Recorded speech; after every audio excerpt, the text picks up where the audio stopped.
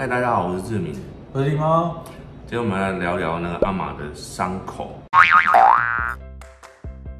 治疗大概1-2个月，然后陆陆续续大家都有看到，就是阿玛的，有人看到伤口，然后有人看到剃毛。对，那直到这个治疗完成才跟大家报告，就是因为不想让大家太担心啦。因为我们其实也没有看到他们事发的经过。对，那我们推论，因为跟阿玛打架的猫只有露露跟晚长，对，只有他们2个有机会。对，然后因为阿玛它的肿瘤其实是我们那个时候发现是在我们那时候发现阿玛的肿瘤其实是，哇塞，你为什么挡我的画面？我们当时看到那个肿瘤的时候，其实是非常紧张的，直觉都会先联想到大家很害怕的那个 VAS， 就是注射型肿瘤。身为猫奴呢，应该大多就是对这个名字就是闻之色变嘛。其实我们在很久以前，好几年前，我们也曾经在阿玛的身上发生过一次，就是一个肿瘤，然后当时我们也是很紧张，就是我们后来常常摸它们嘛，那常常摸到有这种肿块什么，就会特别紧张。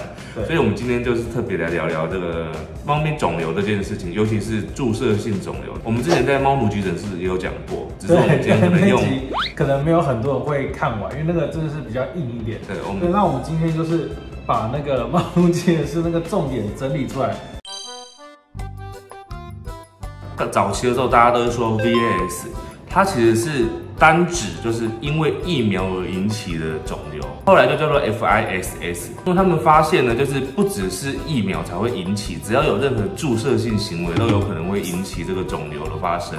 抽血会吗？抽血真的不会，因为我听过医师说，抽血它是抽出来，不是注射，所以这两个真的不一样。那接下来就是要讨论看看这个肿瘤的发生几率到底几只会中1只？其实它是1/1000到1/1000，就是简单说就是非常的低啊。它发生的时间，那个时间可能性也很长。譬如说，你今天打完疫苗之后，有可能3个月就发生了，它也可能长达10年啊、11年才发生。它有一个研究出来有一个高峰，就是大概在猫咪6到7岁的时候，或者是10到11岁的时候，是他们发生这个疾病的高峰。又有一个说法是说，母猫几率大于公猫。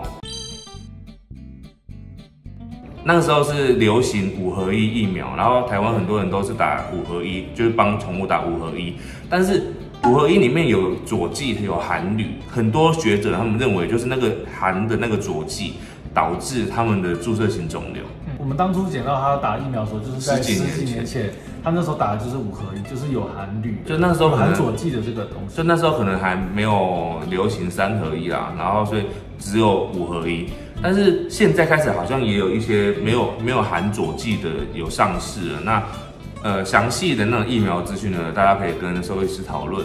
其实疫苗还是该打的还是要打，然后或者是打晶片啊，这各方面很多为他们好的举动，你还是得做嘛。那我们要怎么样让尽量避免，或者是把伤害降到最低呢？我觉得第一个就是疫苗选择，大部分人应该现在都建议还是要打3合1。3合1是疫苗啊？是疫苗，对。一直想到那个3合1麦片。好，然后再来第2个呢是施打的部位，这个就非常重要了。以前早期的时候好像大家比较没有这个观念，那时候的医院打疫苗的时候，他们其实多半可能会打在背上面，肩胛骨，我们打在这里，以前常会打。但是因为其实我们已经忘记当时阿玛打在哪，但我印象中应该就是在背那边，就是他在10几年前第一次打疫苗的时候。对，那现在就是最不推荐的打疫苗的位置就是在背跟颈部这2个地方。背跟颈不好，就是因为非常难切除，它切除的肉很少，而且会切很不干净。对，所以它一定会扩散就会非常高。我有听那个医生，他上次说那种肿瘤，它不是就1颗，它是1颗，然后旁边就很像很多触手这样。对，所以他挖那个肉的时候，他要把那个触手都挖干净，对，避免它复发。对，因为如果你挖一点点，它那个触手还在，它就会继续。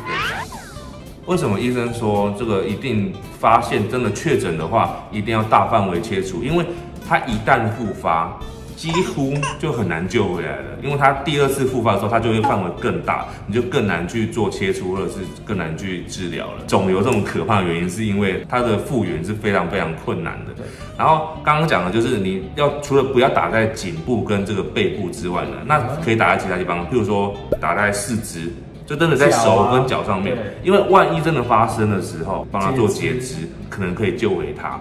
然后再来就是肚子的地方，肚子肉很多，比如说阿玛的前面那个肚子那么大，他真的肿瘤长在那边的话，他就是大块的肉切掉。另外一个可以注意的就是每一次的疫苗啊，施打的部位啊要做记录。比如说我今年呢，几年几月的时候打的这次疫苗呢，我是打在，比如说打在肚子，那就记录下来。那过了几年之后，要再打下一次疫苗的时候，或做下一次的注射的时候，你就可以记录说它是打在前肢啊，或后肢啊。对，那至少你之后真的发现有肿瘤的时候，你知道可能是因为哪一次的疫苗发生。如果是这个部位以外的，可能可以稍微安心一点。因为有一个说法说，这个注射型肿瘤呢，它其实有时候并不是说你注射一次就会发生，有时候是说你重复在同一个部位一直注射的话，它的几率可能会增加。有这样的说法。这么可怕？对，所以说你不要打在同一个地方，也可以避免掉就是它这个几率大增的这个现象。只是几率啦，就是不是一定会这样。对，但是就是你可以轮流，就是轮流换部位是比较安全的。那我们在猫路急诊室里面，医生他们有提供一个定律，有没有3-2-1定律？3-2-1。3呢就是肿块持续超过3个月。2呢是那个肿块的大小直径大于2公分，然后在第3个重点是在1个月内它是持续变大的，明显变大。如果符合3-2-1的这个定律的话呢，你就要赶快带他去看医生。如果一旦确诊是这个注射性肿瘤的话，他就必须要非常大范围的切除掉它的那个肿块，然后包含肿块附近的一些肉都要把它切除掉。我补充一下，因为那时候看到阿玛那个肿瘤，它其实是在大概不到5天吧，一个礼拜左右，发现它突然变那么大。因为那时候我是这样摸，平常摸那边不会有东西，然后一摸就摸到1颗，所以真的是大家平常没事就要好好摸你家的猫咪，对，就是摸遍它全身，可能肩膀、肩胛骨、脚，或是以前打过疫苗的地方。但还好，就是说后来发现它上面有咬痕嘛，然后确认它是咬伤导致的，那就没事了。其实它就只是一般的发炎而已。对，频率或者是施打的疫苗种类呢，其实我觉得大家都可以根据自己的猫咪的状态、生活的状态，然后跟医生做讨论。就是有些可能如果有外出的猫咪，可能它就比较需要比较频繁的打。那像我们这种比较是家猫的，也许不用那么频繁的打那么多次的疫苗。好，最后补充一个，我猜一定会有人很担心说，那我们这边是不是又会继续有猫咪打架，然后又像阿玛那样，它变成1颗，然后又破掉，然后烂皮这样子。对，这我们当然不能保证。对，可是我们现在阿玛、晚长、露露他们3个基本上状态是都隔开。对，然后阿玛跟露露最近感情好像还比较好一点。我上次还看到露露打了阿玛屁股一下，阿玛没有理他，然后阿玛就走了。对，但是那个打也不是那种很凶的那种，他就是那种碰一下的。对，而且他们2个其实是可以在同一个空间里面待很久的时间的。对，那反而是晚长，但阿玛的状态比较紧张一点点，但是我们还是有在做那什么行为训练。对，我们还是有在做行为训练，就之前去林子轩那边学的。对，之后也会把那个训练分享给大家。对。好，那就是如果训练成功的话，总之就是大家不用担心啦。如果喜欢我们的影片的话，就记得帮我们按赞、留言、分享一下，订阅，好，谢谢大家，拜拜。